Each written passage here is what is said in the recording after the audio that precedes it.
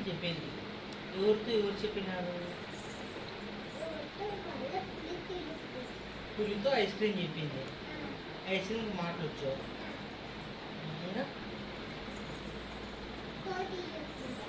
కోతికి కూడా చెప్పింది. ఏం చెప్పింది కోతికి?